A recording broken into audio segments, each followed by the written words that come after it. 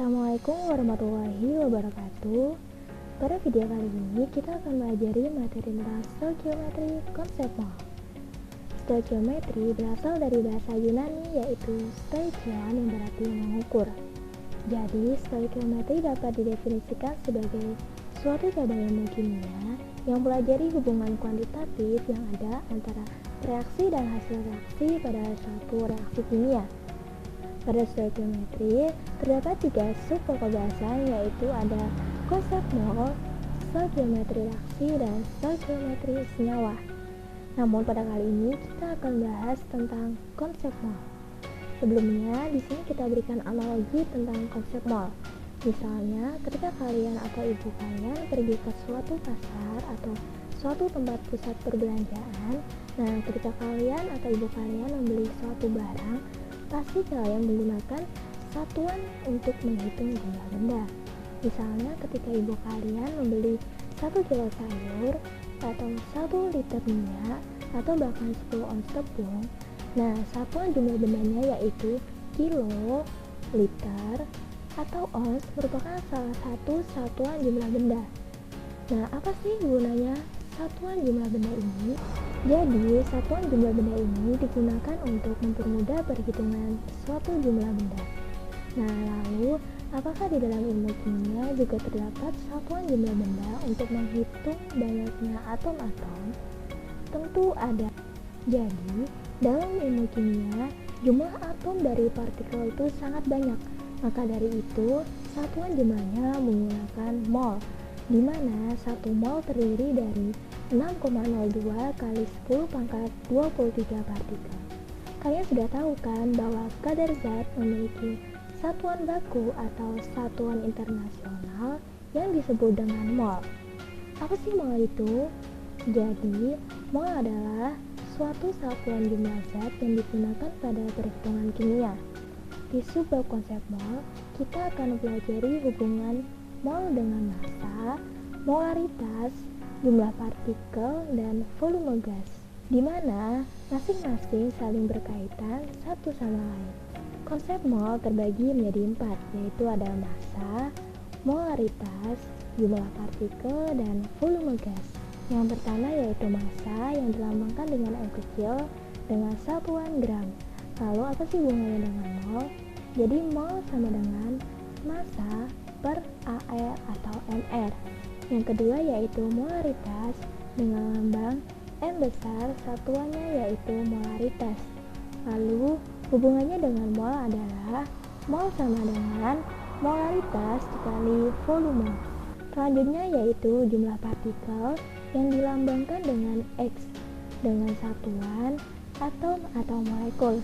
Hubungannya dengan mol adalah mol sama dengan jumlah partikel per tetapan Avogadro, di mana tetapan Avogadro dapat dilambangkan dengan Na yang besarnya yaitu 6,02 dikali 10 pangkat 23. Selanjutnya yaitu volume gas yang dilambangkan dengan V dengan satuan liter. Nah, volume gas ini terbagi menjadi 4 keadaan. Yang pertama yaitu pada keadaan STP atau pada keadaan suhu 0 derajat Celcius dan tekanan 1 atmosfer, di mana hubungannya dengan mol adalah VSTP sama dengan mol dikali 22,4. Yang kedua yaitu pada keadaan FTP atau pada suhu 25 derajat Celcius dan tekanan 1 atmosfer. Hubungannya dengan mol adalah VRTP sama dengan mol dikali 24. Yang ketiga yaitu pada suhu dan tekanan tertentu. Hubungannya dengan mol adalah P dikali V sama dengan N dikali R kali T.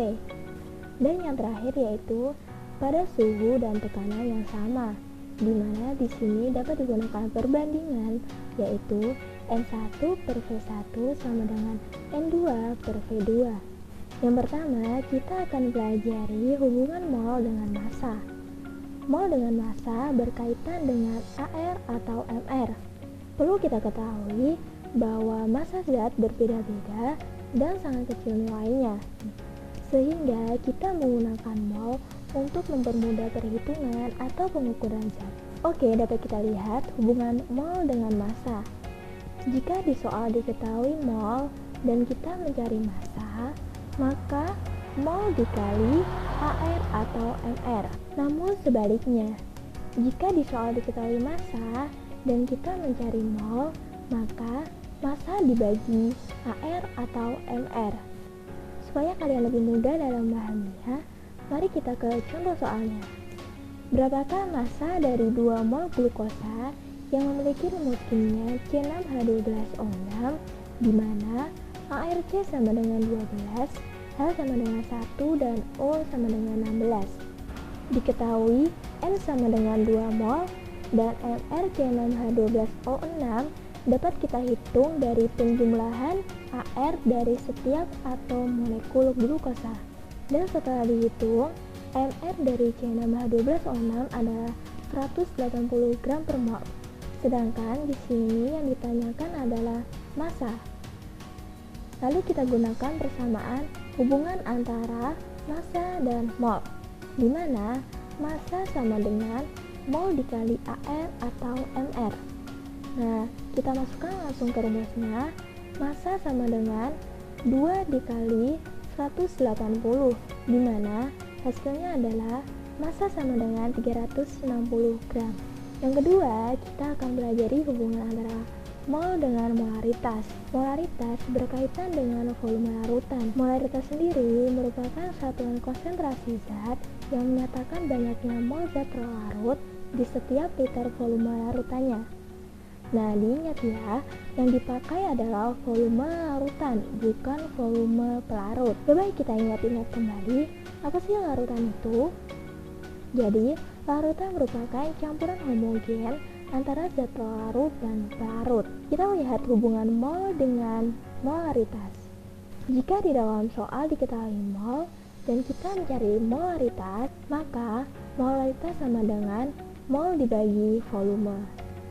Sebaliknya, jika kita ingin mencari mol dan diketahui molaritas, maka untuk mencarinya yaitu mol sama dengan molaritas dikali volume. Untuk lebih paham, mari kita ke contoh soalnya. Suatu larutan urea CONH2 dua kali berukuran 3 gram dilarutkan dalam air sebanyak 0,25 liter. Massa molekul relatifnya sebesar 60 gram per mol. Hitunglah molaritas dari zat tersebut. Diketahui di soal volumenya yaitu 0,25 liter, massanya 3 gram dan MR-nya yaitu 60 gram per mol. Yang ditanyakan di sini adalah molaritas. Maka kita gunakan hubungan antara mol dan molaritas, di mana molaritas sama dengan mol dibagi volume.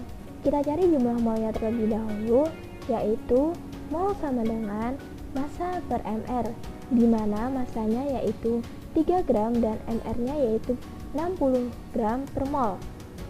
Di sini dapat diketahui bahwa mol sama dengan 0,05 mol. Setelah kita dapatkan jumlah molnya, kita masukkan ke rumus molaritas, di mana rumus molaritas adalah mol per volume. Molnya yaitu 0,05 mol per 0,25 liter. Hasilnya adalah 0,2 molar. Yang ketiga, kita akan pelajari hubungan mol dengan jumlah partikel. Dalam setiap massa zat terkandung banyak partikel. Avogadro menyebutkan setiap 1 mol zat memiliki kandungan 6,02 dikali 10 pangkat 23 partikel, di mana bilangan Avogadro ini dilambangkan dengan Na. Oke, kita lihat hubungan antara mol dengan jumlah partikel. Jika di dalam soal diketahui mol dan kita mencari jumlah partikelnya atau X, maka rumusnya adalah X sama dengan mol dikali bilangan Avogadro atau mol dikali Na. Sebaliknya, jika kita mencari mol dan sudah diketahui jumlah partikelnya, maka mol sama dengan jumlah partikel dibagi Na atau jumlah partikel dibagi bilangan Avogadro. Oke, supaya lebih paham, mari kita ke contoh soal. Suatu sampel logam mengandung 5 mol mas murni. Berapakah jumlah partikel dalam sampel tersebut? Diketahui di sini molnya yaitu sebanyak 5 mol dan yang ditanyakan adalah jumlah partikel atau X. Nah, kita gunakan hubungan antara mol dan jumlah partikel, di mana untuk mencari jumlah partikel adalah X sama dengan N dikali bilangan Avogadro atau N dikali NA. Sehingga langsung kita masukkan ke rumusnya, X sama dengan 5 mol dikali 6,02 dikali 10 pangkat 23. Hasilnya adalah X sama dengan 3,01 dikali 10 pangkat 24 partikel. Yang keempat, kita akan pelajari hubungan mol dengan volume gas, di mana di antara kedua ini berhubungan dengan volume molar. Volume molar merupakan volume dari 1 mol gas yang diukur dari kondisi tertentu, di mana terdapat dua keadaan. Volume molar dalam dua keadaan ini yaitu pada keadaan STP dan RTP, di mana pada keadaan STP pada suhu 0 derajat Celcius dan pada tekanan 1 atmosfer, volume molarnya adalah 22,4 liter per mol. Sedangkan yang kedua yaitu pada keadaan RTP atau pada suhu kamar yaitu suhu 25 derajat Celcius dan pada tekanan 1 atm, volume molarnya adalah 24 liter per mol. Kita lihat hubungan antara mol dan volume gas, di mana jika di soal diketahui mol dan kita mencari volume gasnya, maka mol dikalikan dengan volume molar. Sebaliknya, jika kita ingin mencari mol dan diketahui volume gasnya, maka volume gas dibagi dengan volume molar. Selain dari keadaan STP dan RTP, volume gas juga dapat dicari dengan rumus berikut. Rumus mencari volume gas. Yang pertama yaitu pada P dan T tertentu atau pada tekanan dan suhu tertentu, kita menggunakan persamaan gas ideal yaitu P dikali V sama dengan N dikali R dikali T, di mana P adalah tekanan, satuannya yaitu atmosfer atau Pascal. Sedangkan V sama dengan volume, satuannya yaitu liter atau meter kubik.